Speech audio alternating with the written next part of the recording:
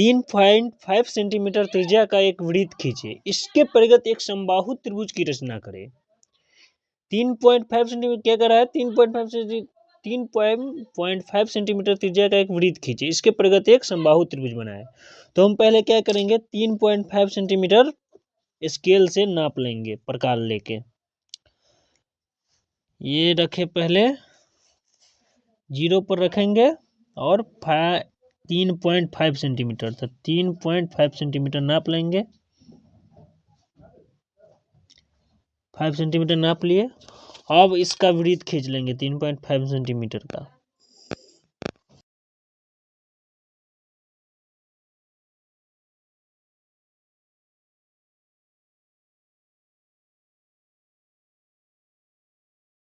वृत्त खींच लिए। अब क्या कह रहा है? इसके परिगत एक समबाहु त्रिभुज बनाए। तो इसको हम क्या करेंगे?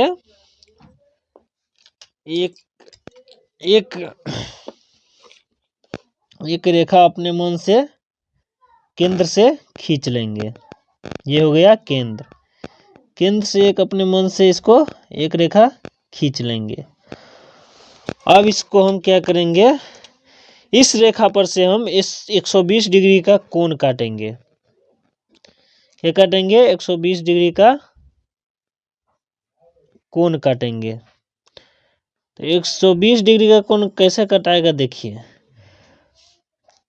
जहां वो कटा वहां से रखेंगे। तो पहला कटा तो 60 डिग्री और दूसरा कटा 60 डिग्री पर से काटेंगे। ये कटा 120 डिग्री। अब जहां काटा वहां से हम इसको मिला देंगे। एकदम बिंदु पर मिलाएंगे, गलत नहीं होना चाहिए। अब हम यहां से फिर आगे थोड़ा बढ़ा लेंगे। फिर यहां से हम 60 डिग्री काटेंगे। इस बिंदु पर से 60 डिग्री, यहां से फिर 60 डिग्री, 120 डिग्री। अब जहां पे काटा है वहां पे हम इसको बिंदु देके एकदम सही से मिला देंगे। थोड़ा भी गलत नहीं होना चाहिए। हो गया। अब इसके कह रहा है इसके परिगत एक समबाहु त्रिभुज बनाए। तो इसके परिगत समबाहु त्रिभुज बनाना है तो पहले हम इस पर यहां पे रखेंगे और 90 डिग्री का कोण बनाएंगे। तो 90 डिग्री का कोण बनाएंगे तो 90 डिग्री का कोण काटना पड़ेगा। तो चाप काट लेंगे। जहां पे चाप काटा है वहां पर रखेंगे 60 डिग्री और वहां से फिर काटेंगे 60 डिग्री। एक 60 डिग्री पर से चाप यहाँ काटेंगे, एक 120 डिग्री पर से चाप काटेंगे। जहां कटा वो 90 डिग्री होगा। ये हो गया 90 डिग्री। अब इसको हम इस बिंदु से और इस बिंदु से मिला देंगे, जो वृत्त को स्पर्श कर सके। इसको हम मिला देंगे। थोड़ा भी गड़बड़ी नहीं होना चाहिए। थोड़ा डबले रेखा कर देंगे, बाद में मिटा देंगे बड़ा होगा तो। फिर हम क्या करेंगे? अब हम इस पर 90 डिग्री का कोण काट लेंगे।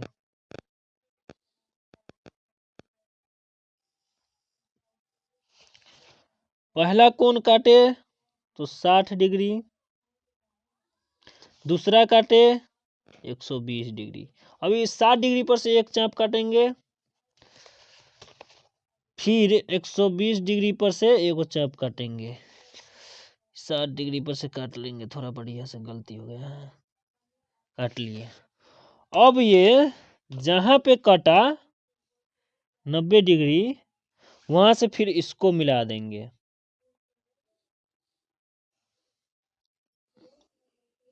ये भी रेखा थोड़ा डबले कर लेंगे। अब हम इस पर चाप काटेंगे फिर 90 डिग्री का। 90 डिग्री का कोण हम इस पर बनाएंगे।